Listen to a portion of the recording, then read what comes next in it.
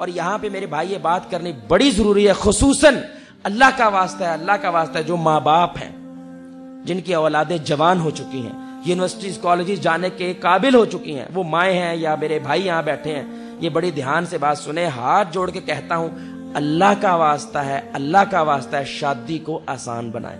ہمارے نبی صلی اللہ علیہ وسلم کا ایک بہت بڑا مقصد وہ رسم و رواجوں کے زنجیروں سے انسان کو چھڑانا تھا۔ ہم اپنے آپ کو پھر باندھ کے بیٹھ گئے۔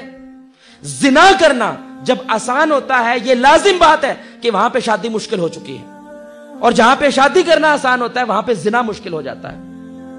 آج نا میرے بھائی زنا دھکے سے آپ کے گھر میں گھستا ہے، دھکے سے، آپ نہیں چاہتے، دھکے سے آپ کے گھر میں آتا ہے۔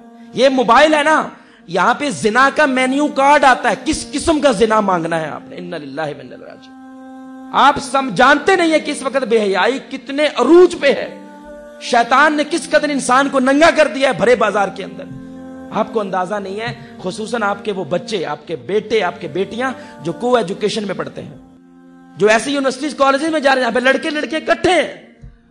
میرے بھائی میں کالج میں رہا ہوں، 40 ملک پڑھتے تھے وہاں پہ ملیشیا کے اندر، یہاں پاکستان میں بھی یونیورسٹیز میں ہمارے لیکچرز کرنے کا اتفاق ہوتا ہے۔ یقین کریں پردہ دار عورتیں، پردہ کیا ہوا ہے، وہ لڑکوں کے ساتھ ایسے بیٹھی ہوتی ہیں جو صرف بیوی بیٹھ سکتی ہے اور کوئی ذات بیٹھ نہیں سکتی، پردے میں۔ پردے دار عورت ایسے بیٹھی ہے تو سوچیں ایک غیر کیسے بیٹھے گی جو پردہ نہیں کرتی، جو دین پہ نہیں چلتی، اور ان کے لیے عام بات ہے، ایزی بات ہے۔ 90% سوال، میں گیا ہوں نا یونیورسٹی، 90% لڑکی لڑکے کے بارے میں سوال پوچھ رہی ہے کہ لڑکا ایسا کرے، لڑکا ایسا کرے، لڑکا ایسا کرے تو کیا کرنا چاہیے۔ لڑکا لڑکی کے بارے میں کر رہا ہے، اس کے ذمہ دار، یقین کریں میرے بھائی، ماں باپ کو ذمہ داری اٹھانی پڑے گی کہ آپ ذمہ دار ہیں آپ ذمہ دار، کہ آپ نے شادی کو مشکل کر دیا ہے۔ اسلام میں شادی جلدی کرنا افضل ہے، جتنی جلدی ہو سکے آپ بچے کی شادی کر دو، تاکہ وجہ کیوں کرو، تاکہ وہ اپنی عزت اور عفت کی حفاظت کر سکے، مقصد یہ ہے۔ رسول اللہ صلی اللہ علیہ وسلم ایک جگہ پہ گئے تو وہاں پہ نوجوان بیٹھے تھے، سنیں میرے بھائی، اللہ اکبر، نوجوان بیٹھے تھے، اب وہ لڑکیوں کی باتیں کر رہے تھے۔ اب جب انہوں نے دیکھا رسول اللہ صلی اللہ علیہ وسلم آئے ہیں تو ایک دم سے اوئے رسول اللہ صلی اللہ علیہ وسلم، ہوتا ہے نا بندہ ڈر جاتا ہے، روب ہوتا ہے، عزت ہے، توقیر ہے، وہ ڈر گئے۔